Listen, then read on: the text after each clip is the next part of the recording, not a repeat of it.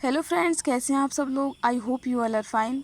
Friends, आज के इस वीडियो में हम खाद्य श्रृंखला, खाद्य जाल और पारिस्थितिक पिरामिड के बारे में डिस्कस करेंगे।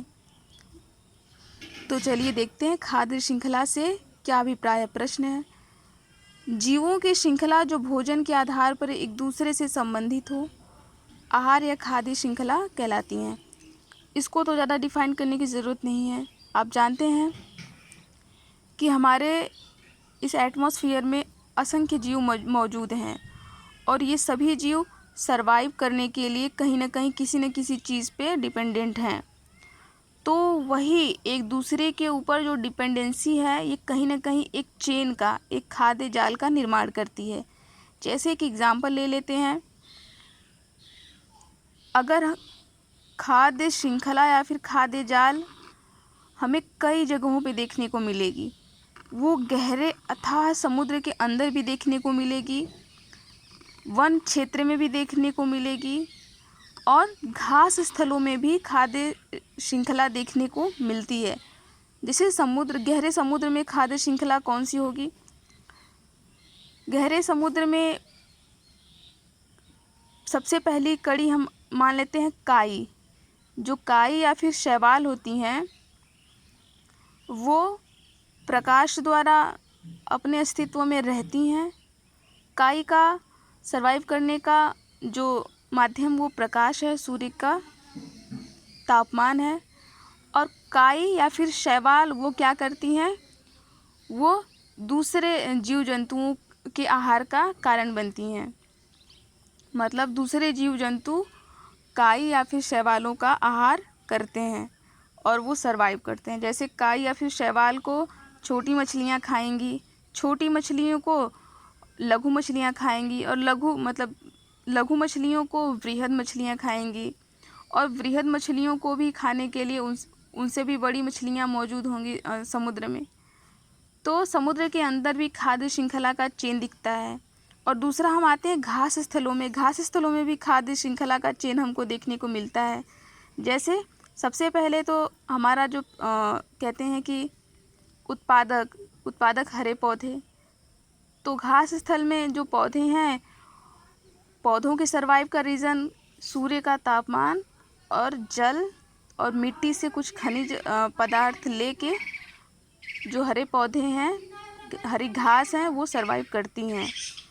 और हरे पौधे या फिर जो हरी घासें हैं, वो टिड्डों का आहार बनती हैं।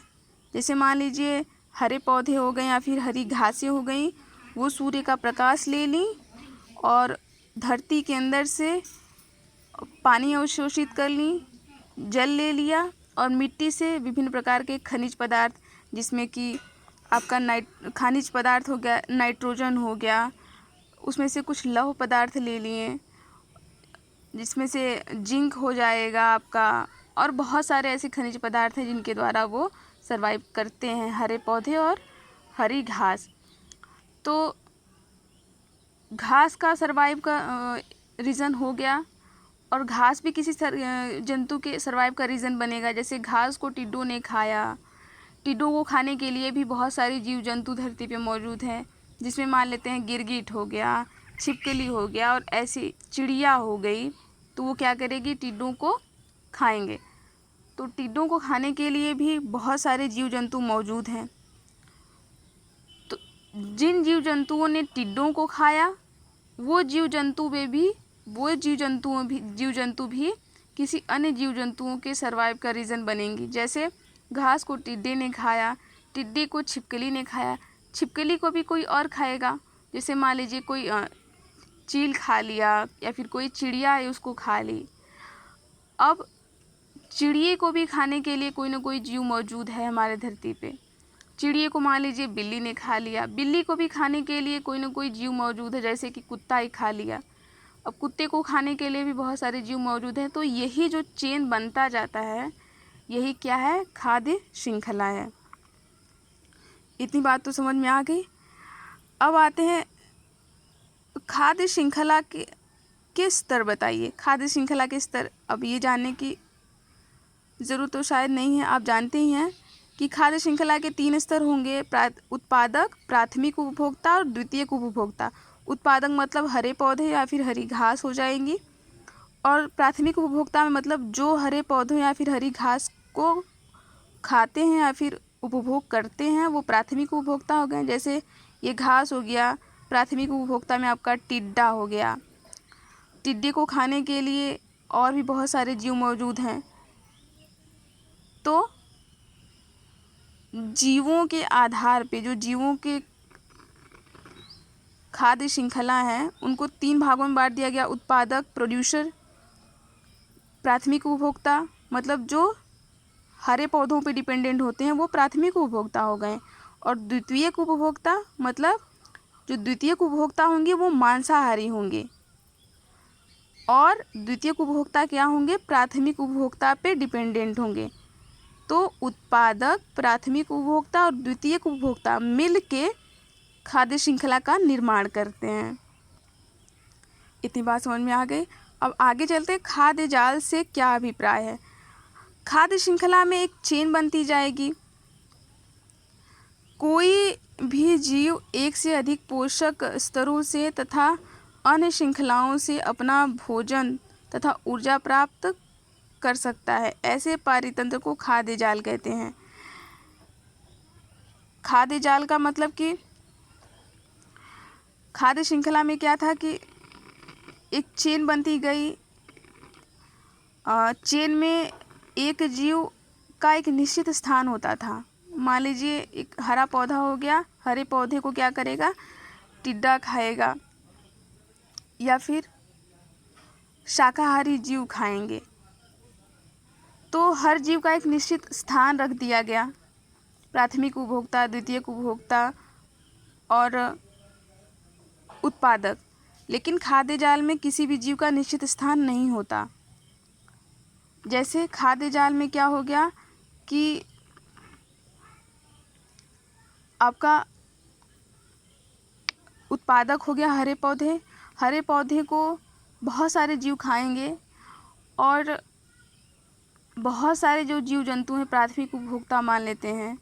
तो प्राथमिक उपभोक्ता में बहुत सारे जीव जंतुओं को हम रख लेते हैं, लेकिन खाद्य श्रृंखला में निश्चित जीवों को हम रख के उसको समझते हैं। लेकिन खाद्य जाल में एक निश्चित स्थान पे बहुत सारे जीव आ सकते हैं। जैसे घास को खाने के लिए खाद्य श्रृंखला में हम टिड्डे को एग्जाम्पल माने, लेकिन खाद्य जाल में क्या होगा, घास को खाने के लिए टिड्डे के अलावा बहुत सारे शाकाहारी जीव हम रख के उसको डिफाइन करते हैं। अब नेक्स्ट आते हैं, पारिस्थितिक पिरामिड क्या है। पारिस्थितिक पिरामिड से हमारा आशय खाद्य कड़ी के प्रारंभिक स्तर पर जीवों की संख्या अधिक रहती है और कड़ी के अंत तक पहुँचते पहुँचते उपभोक्ताओं की संख्या कम हो जाती है। जो उत्पादक उपभोक्ताओं की जो श्रृंखला होती है उसका कहीं ना कहीं एक पिरामिड हमको बनता हुआ दिखाई देगा। जैसे उत्पादक हो गया,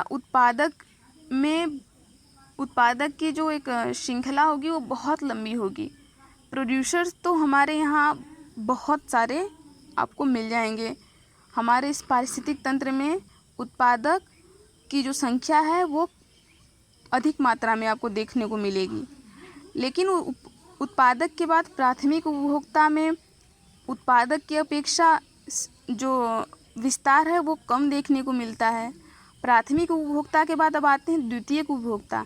तो द्वितीयक उपभोक्ता में विस्तार और भी हमको कम दिखाई देने लगता है। जैसे उत्पादक में बहुत सारे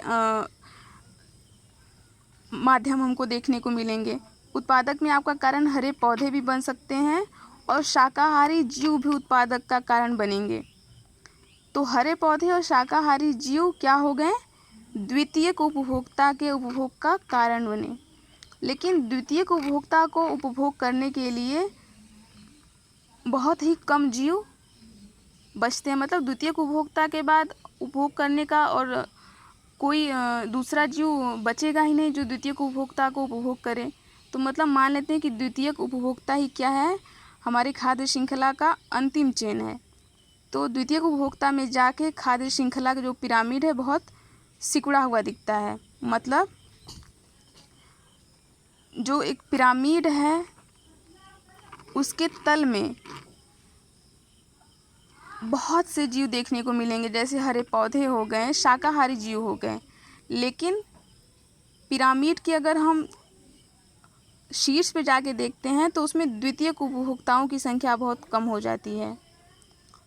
मतलब कि उत्पादक की संख्या ज़्यादा है और उपभोक्ताओं की संख्या लास्ट में जाके क्या हो जाएगी, कम हो जाएगी।